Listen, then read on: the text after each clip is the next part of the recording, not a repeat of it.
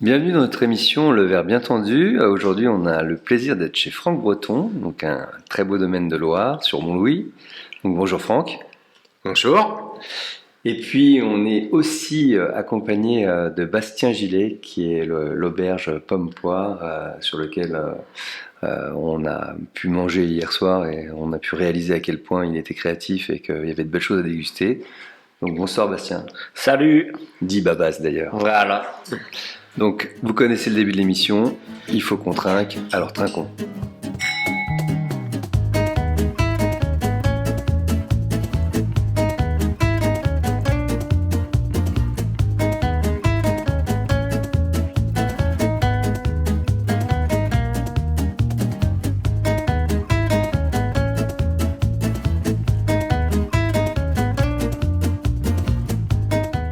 Alors Franck, pour présenter un peu ton domaine, est-ce que tu peux nous raconter un peu qui tu es et qu'est-ce que le domaine Franck Breton? Et j'ai mon grand-père qui était transporteur de vin, qui m'a peut-être mis un peu le pied à l'étrier, donc passionné de vin depuis tout jeune. Et après, j'ai eu la chance de rencontrer Sandrine, fille de vigneron. J'ai fait 10 ans de transport de grumes en amont, donc qui m'a permis de côtoyer aussi quelques tonneliers. Et après, j'ai pris la passion de vouloir retourner au lycée viticole à 30 ans et d'apprendre le métier, autre que ce que je pouvais connaître du métier. Là, j'ai découvert plein de choses, j'ai rencontré plein de belles personnes, d'autres vignerons. J'ai appris des choses au sein de mon beau-père par rapport au travail du sol, et après les vinifications ont énormément évolué. On l'a vu depuis les années 90, hein, où tout a changé par rapport à l'élevage qu'on pouvait faire sur les chenins.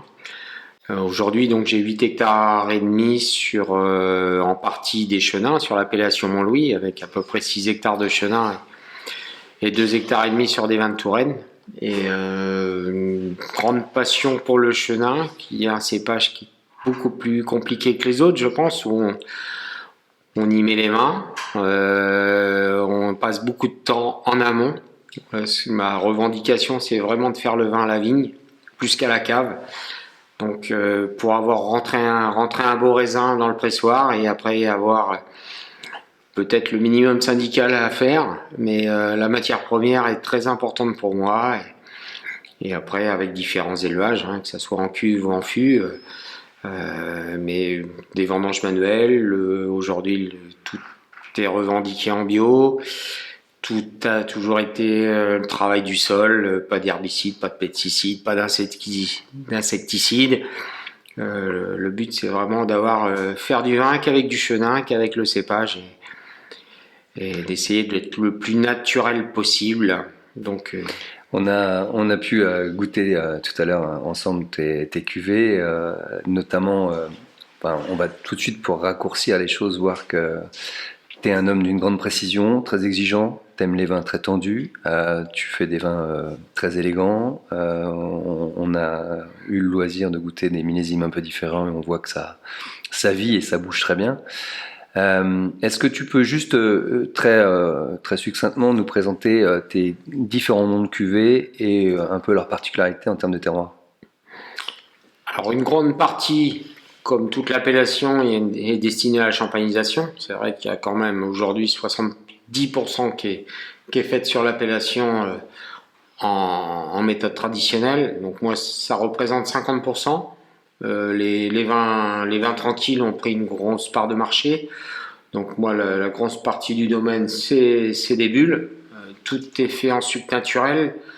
Tout est fait, comme on dit, en méthode naturelle, en méthode ancestrale, sur une partie, sur une cuvée en tout cas. Et une grosse partie des vins tranquilles élaborés en sec. 90% des blancs sont élaborés en sec. Même si le chenin se prête à faire des vins à sucre résiduel, hein. J'ai aussi quelques demi-secs, des moelleux, des doux, des liquoreux. Mais une grande philosophie de faire des blancs secs et garder de la minéralité. J'aime l'attention, j'aime la minéralité. J'aime faire des bulles qui sont sur la fraîcheur et la vivacité. Alors de l'autre côté, on a un Babas parce qu'en fait, on n'est pas réunis par hasard. Hein. Si on est tous les trois là, c'est parce que à la fois on est entre amis et en fait, vous êtes même entre familles puisque C'est ça. finalement vous êtes reliés. Donc j'ai l'impression que toute la famille d'ailleurs est dans le milieu alimentaire, hein, que ce soit le vin ou la bouffe. C'est un peu le cas. C'est un peu le cas. On a mangé chez toi Babas hier soir et on s'est régalé. Tu as obtenu une étoile. Tu l'as obtenue il y a combien de temps? En 2021, 2021. entre les deux Covid. Entre les deux Covid.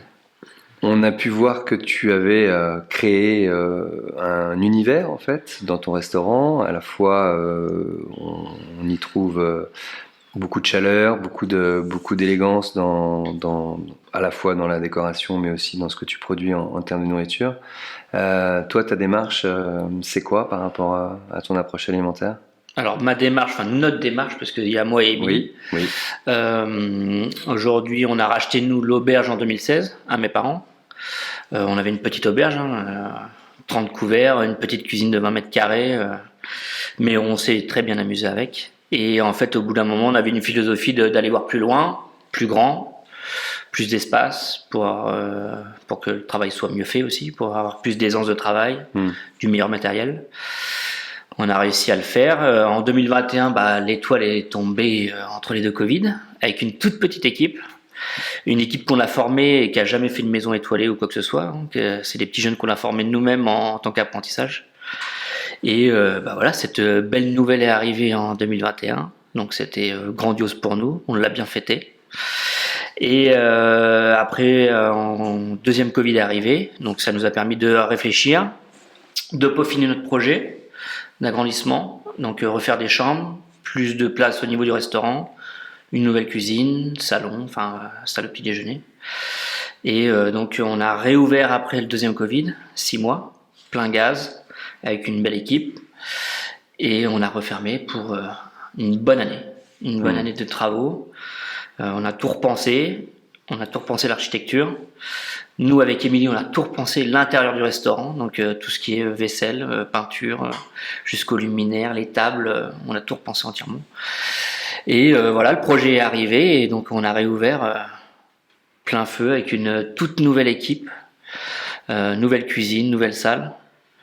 Pas mal pendant cette année-là, on a eu le temps de réfléchir correctement avec les nouveaux fournisseurs, rentrer des nouveaux fournisseurs. On travaille déjà en amont comme ça, où nous on travaille pas avec des grosses entreprises, on travaille qu'avec des petits artisans, des passionnés comme nous. Nous on est issus tous les deux du monde de la terre, donc pour nous il était hors de question d'aller voir ailleurs que les petits artisans, le monsieur qui fait ses volailles, ses pigeons, les canards, le bœuf, le cochon. Et après, on s'interdit pas non plus de travailler les poissons de mer, hein, donc on achète directement au crier, Noirmoutier, Sable d'Olonne, etc. Ce qui est génial, c'est qu'à la fois, moi, ce qui m'a le plus bluffé, hormis la créativité de ce que vous produisez tous les deux, c'est aussi une carte de vin qui est quand même assez redoutable. Donc, il me semble que par rapport à ça, vous vous positionnez quand même aussi avec une attention particulière sur les vins.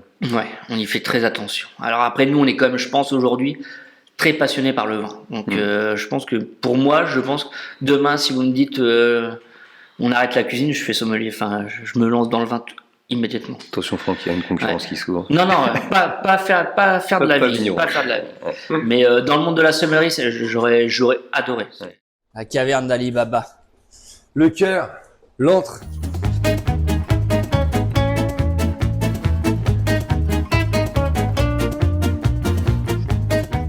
Ça, voilà, ça c'est un petit bijou, ça. C'est Thomas. Ah oui, Ça se trouve, on aura peut-être le droit d'y goûter tout à l'heure. En référence, Côte-Rôtie, c'est qui que tu aimes plus? Ah, alors c'est ce que j'ai fait rentrer là, c'est Chambéron. Alors je sais pas où il doit pas être loin.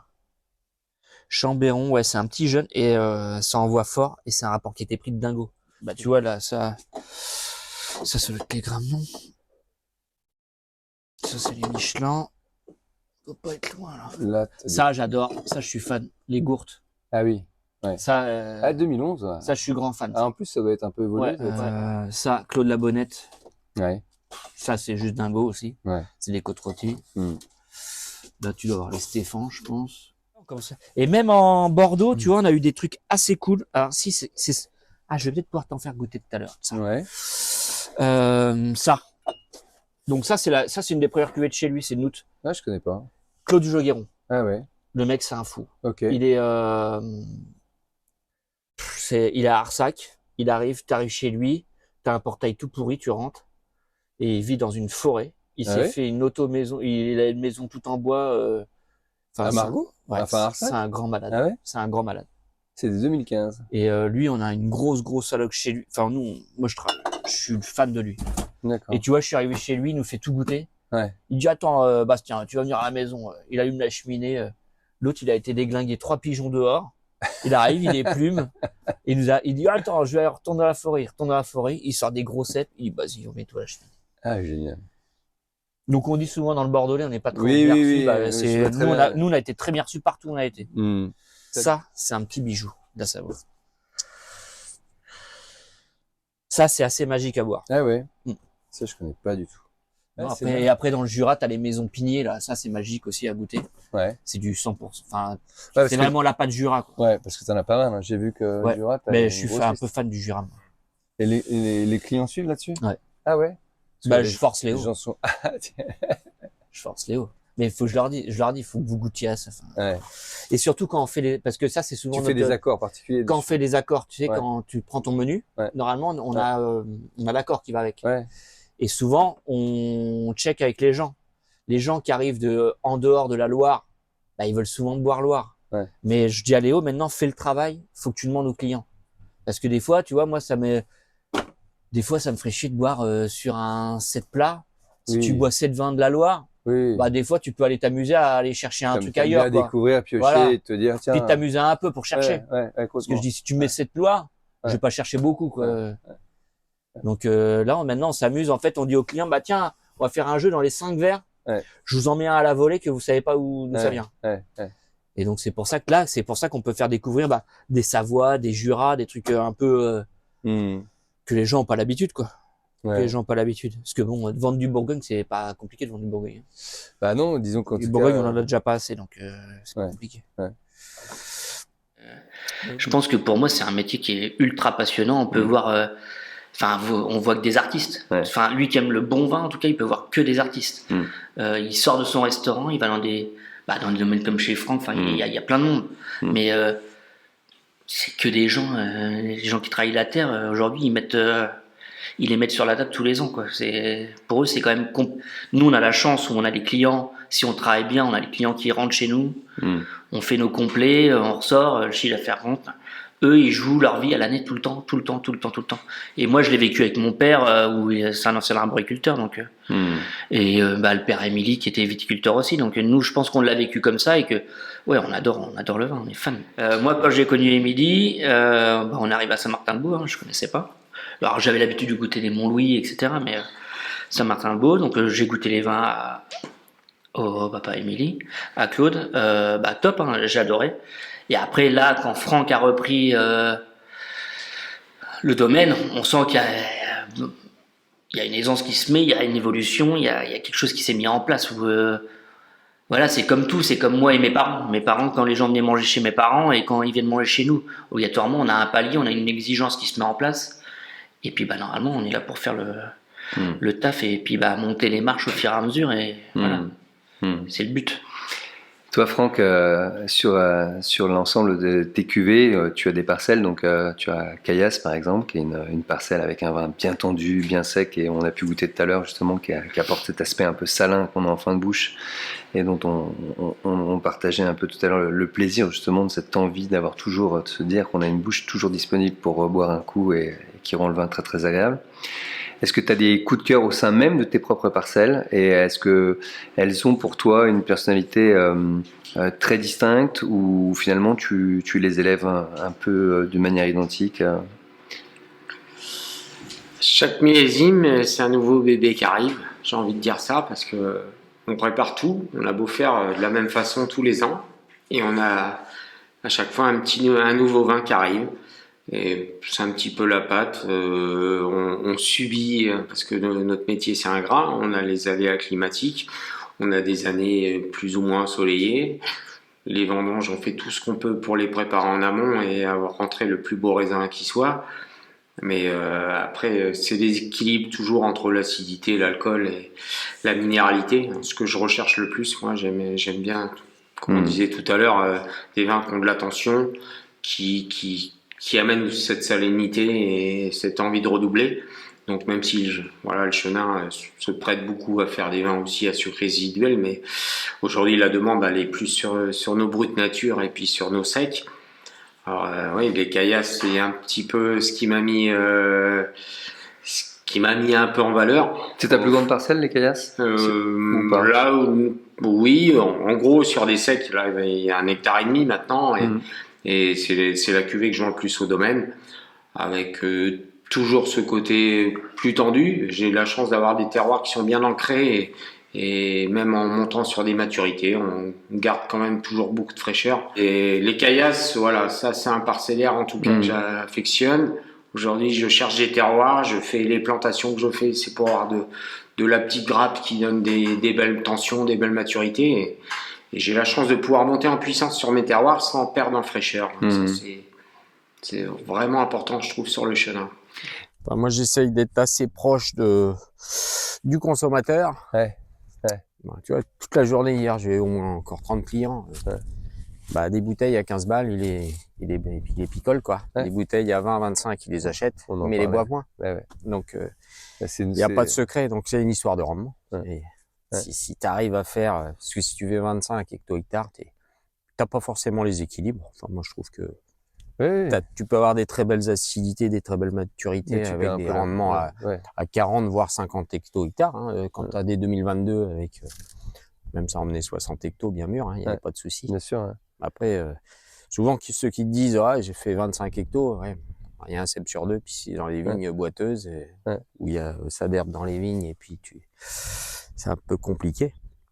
Mais sur une vigne comme ça, t'emmènes des raisins à 14,5, les doigts dans le nez.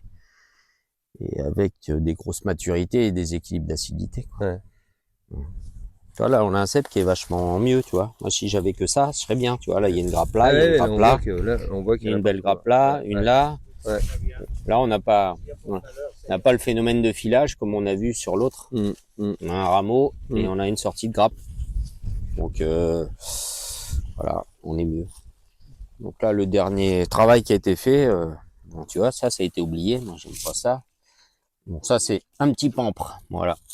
Bon, ça, c'est rien du tout, hein. Là, c'est rien. Mais, et après, on a fait des bourgeonnages aux petits oignons parce que sur les poussiers qu'on laisse, là, tu as des petits coursons. Là, le but, c'est d'avoir 2 rameaux, voire 3 éventuellement. Mais souvent, il en pousse 5.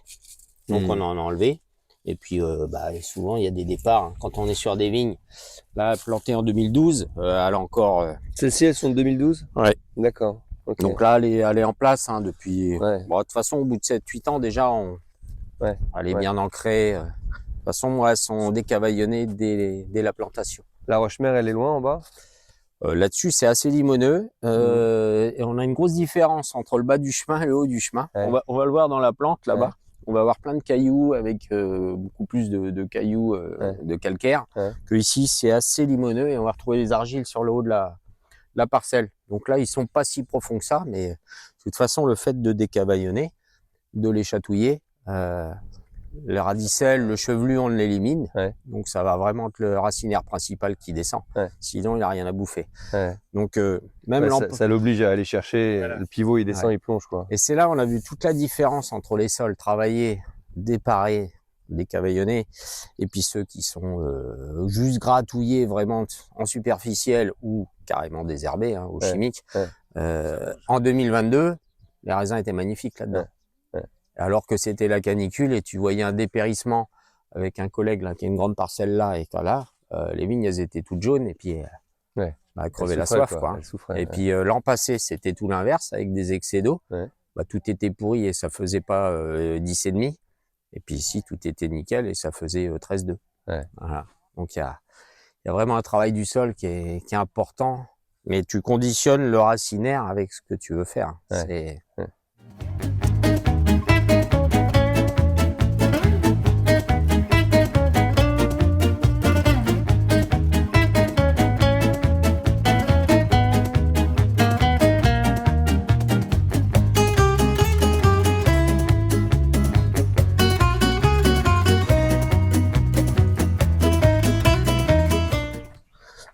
bébé. Eh ouais. Là, il y a des petits poussins qui poussent, quoi. Voilà. Donc là, ça a failli être ce matin ou ça sera certainement demain matin que je vais monter les herses et je vais remettre déjà un petit coup de herse parce que quelque part c'est bon signe de voir de l'herbe pousser, c'est que les terres ne sont pas très pauvres. Ouais. Donc ça a été amendé avant la plantation, hein, avec un fumier cet hiver, ça a été labouré 2 fois. Ok. On a un petit coup de herse rotative pour aplanir tout ça et puis pour avoir une facilité de plantation et d'ancrage des greffes. Là, on a mis les tuteurs, comme je disais, pour le travail du sol. J'ai laissé un rang qu'on mettra en dernier parce que pour apporter nos piquets de palissage. Et puis là, on voit que les greffes sortent bien. Donc là, je vais venir rechausser gentiment à fleur. Donc là, je vais mettre 4 jeux de herse sur l'enjambeur. Ok. Et je vais venir regriffer tout ça là pour pas trop concurrencer une plante. Faut que ça reste propre. Faut que ça l'aère Après, un peu. au contraire, laisser de l'herbe sur des vignes condisants, c'est pas un problème. Une bande enherbée, mais pas sur des plantes. Voilà. Et Donc tu là, essayes de garder évidemment une faune épigée qui soit toujours féconde et. alors les premières années, là, je pense que soit je vais pouvoir l'entretenir à la herse. Ouais. Si j'ai pas besoin de la déparer, je vais pas la déparer, mais en général, je mets un petit coup de décavaillonnage quand même pour déjà pour chatouiller un petit peu, éviter que les racines aient envie de ressortir. Ouais. Qu'elles Donc aillent là, ça chercher se au trouve fond, dans 3 semaines, un mois, je vais passer des décas pour reverser un petit peu. D'accord. De toute façon, on a 2 ou 3 ans pour vraiment la faire forcir, pour que le pied forcisse. Hein. Là, on n'a pas envie d'avoir un rameau qui prenne forcément. Le but, c'est de faire forcir le pied, qu'il se défende bien, qu'il ait à manger. Et puis après, au bout de 3-4 ans... Tu travailles évidemment avec Franck aussi au sein de ton auberge. Hein. Tu as sur ta carte, tu as les vins de Franck. Tu construis comment? Tu choisis, tu goûtes caillasse et tu construis ton plat, ou tu choisis un plat parmi l'ensemble de tes plats pour adapter caillasse à, par exemple caillasse, mais je pourrais prendre les autres cuvées, hein, la cuvée des Muys. Alors après, nous on a 2 façons de faire en fait à l'auberge. C'est soit j'ai envie de mettre un vin à ma carte parce que j'ai aimé le goûter chez le vigneron. Et donc là, c'est là où on va faire l'effet inverse, où je vais goûter le vin. Et c'est moi qui vais m'accorder avec lui par rapport au niveau de la nourriture. Donc c'est là où on va commencer à travailler différemment. Et après, ça nous arrive de faire aussi l'inverse, où quand j'ai un plat dans la tête, avec le sommelier, c'est que je lui mets sur la table tout de suite le plat. On goûte ensemble et c'est là où après on va aller chercher le vin. Après, si demain je veux mettre les vins de chez Franck ou une coulée des Muys, une caillasse, oui, on va goûter et c'est là où après moi je vais commencer à travailler la mémoire olfactive et hop, on va aller travailler au niveau du plat. Ouais. Parce que j'ai vu que tu étais très vigilant, tu regoûtais beaucoup. Quand on goûtait tout à l'heure, tu étais très attentif à l'évolution des millésimes. Tu m'as fait visiter aussi ta cave, qui est quand même plutôt sympa, sur laquelle tu commences à avoir quelques canons. Ça commence à être pas mal. Hein, ça commence à être pas mal. En plus, tu m'as dit que tu allais probablement l'agrandir, donc je me dis, bon, c'est le but. On a de quoi boire, c'est bien.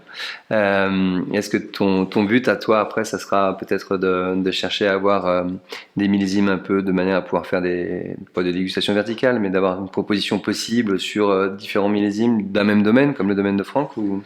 Ouais, ça on adorait avoir une descente de millésimes où on peut descendre de 5, 6, 7, 8 ans. Mais faut pas que mon banquier ou mon comptable écoute, hein, parce qu'ils aiment pas ça. Mais non, après oui, un jour c'est le but. Après, il faut de la place, il faut du stockage, il faut avoir les personnes qui savent bien faire pour mettre le vin derrière et puis le sortir au fur et à mesure quand il est bon à goûter. Mais ouais, un jour ça serait le but, ouais.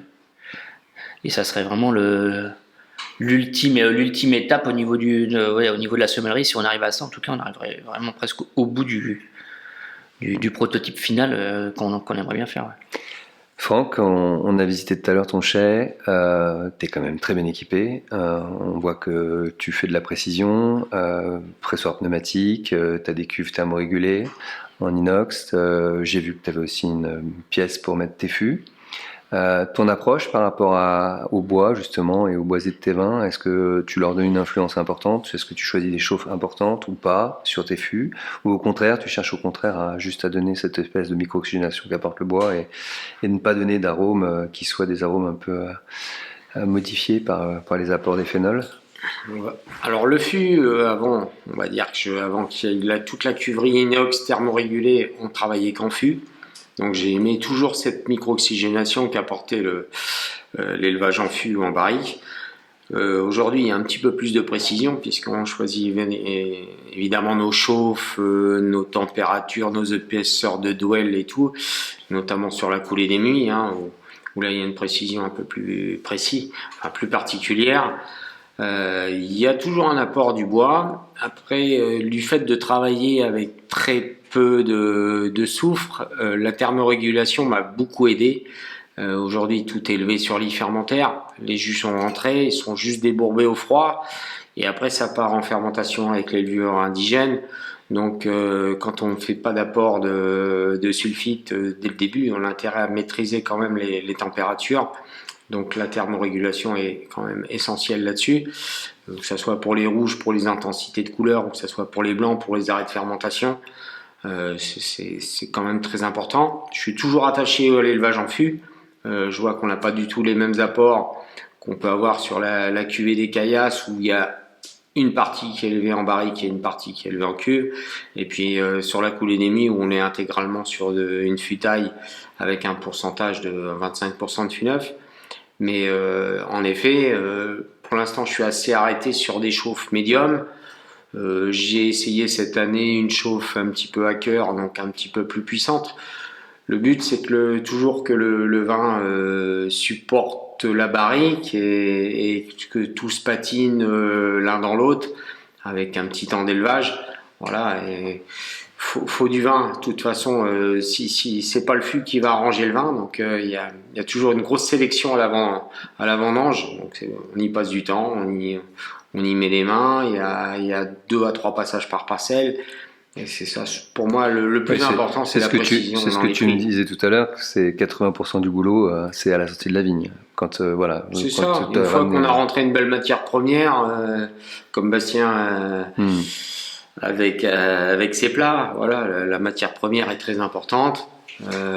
Après, c'est un suivi.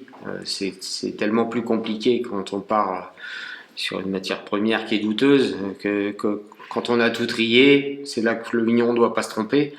Même si c'est la récolte de notre bébé, du travail de toute l'année, on est content d'arriver au vendange et d'avoir des choses à rentrer. Il ne faut pas se tromper dans le jour J, quoi, et rentrer au bon moment, parce qu'après, le soleil, il n'est plus là, quoi. Ta proportion juste blanc-rouge pour finir, c'est quoi à peu près? Alors on va être quand même presque 2 tiers, 1 tiers. À Saint-Martin-le-Beau, j'ai quand même pas mal de vignes en rouge et je vends quasiment 10 000 bouteilles de rouge, okay. Ce qui représente une belle partie du chiffre d'affaires et du volume. Après, le Chenin, évidemment, est plus en valeur avec l'appellation Mont-Louis. Je suis très content de vinifier des rouges. J'ai 2 cuvées en rouge avec des cabernets dominants, 90% de cabernet franc. Un tout petit peu de rosé aussi présent sur l'exploitation, mais c'est assez anecdotique, mis à part une bulle en rosé, je fais un pur grelot. Voilà. Et sinon, voilà, le Chenin, le rouge avec un élevage d'1 an et demi sur une cuvée en cabernet franc, et qui marche très très bien à la cave aussi, qui est la cuvée marine, qui est la cuvée de ma fille notamment. En tous les cas, Pavas, moi je le conseille à tout le monde, allez manger chez lui, c'est top. Et puis Franck, c'est aussi un plaisir, on a goûté des super vins, c'est élégant. En plus, on est dans une ambiance familiale, donc vraiment c'est top. Merci à tous. Bon. Merci à vous. Merci à toi. Merci beaucoup.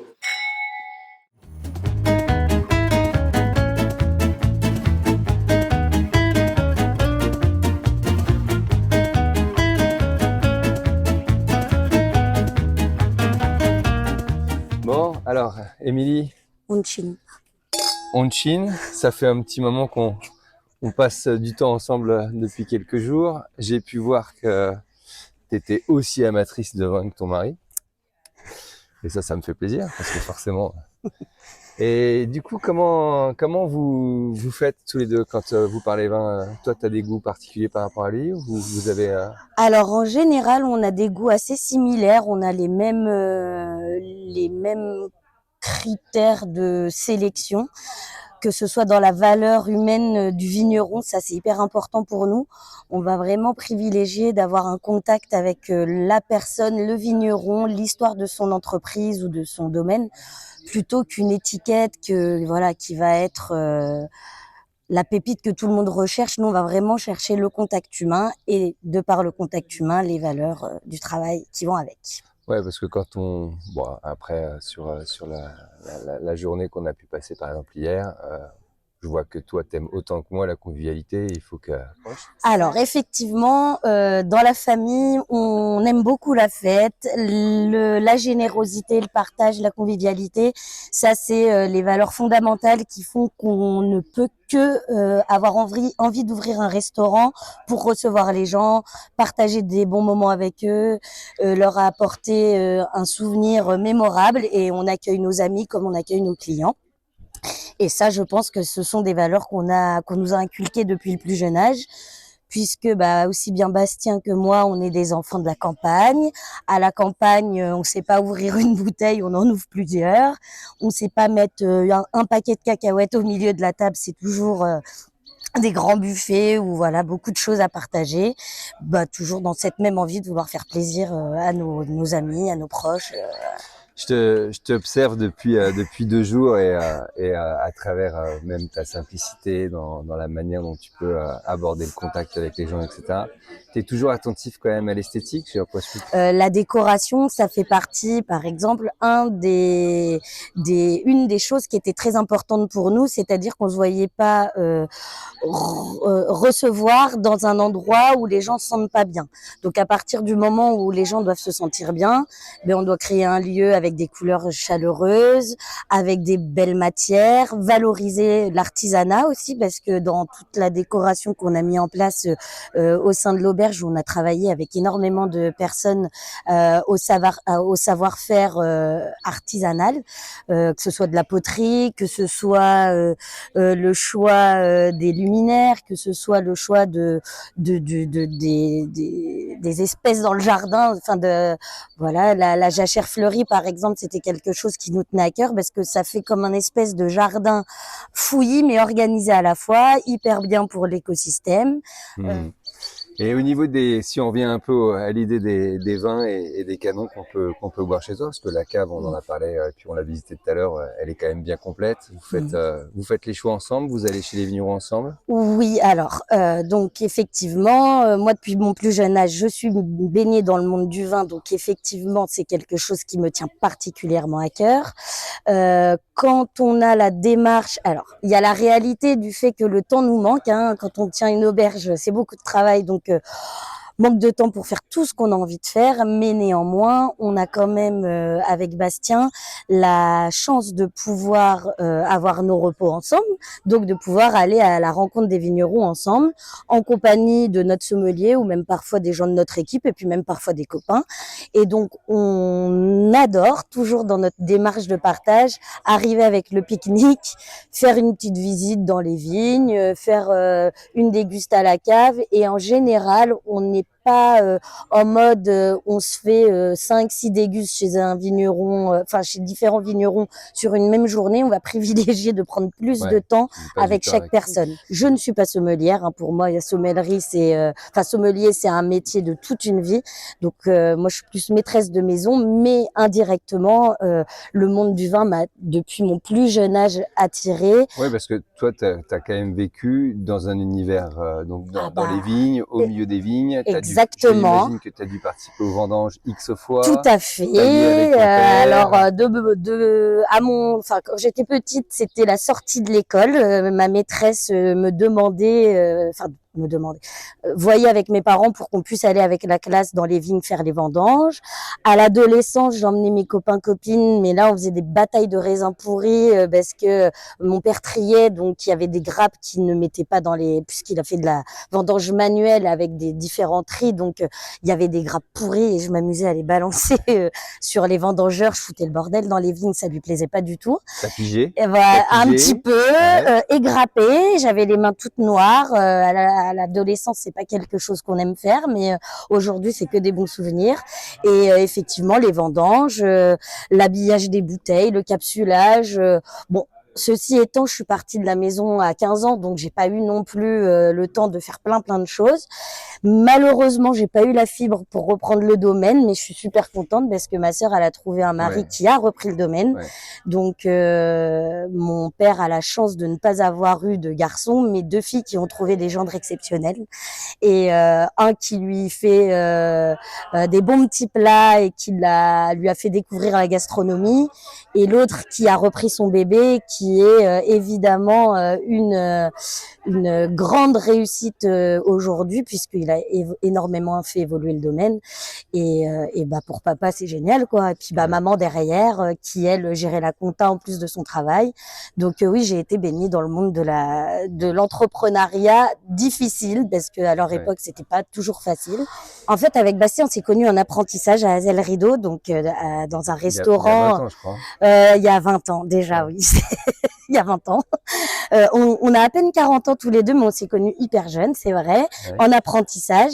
Bastien n'aimait pas la cuisine, il était là vraiment sans grande conviction. Moi, je devais partir de ce restaurant où je l'ai croisé la première fois, et en finalité, j'ai fait les yeux doux à mon patron à l'époque pour pouvoir rester un an de plus, pour rester à côté de Bastien. Bon, sincèrement, j'avais jamais imaginé que ça serait l'homme de ma vie et le père de mes enfants et celui avec qui on allait faire plein de choses. Mais on s'est connus en apprentissage.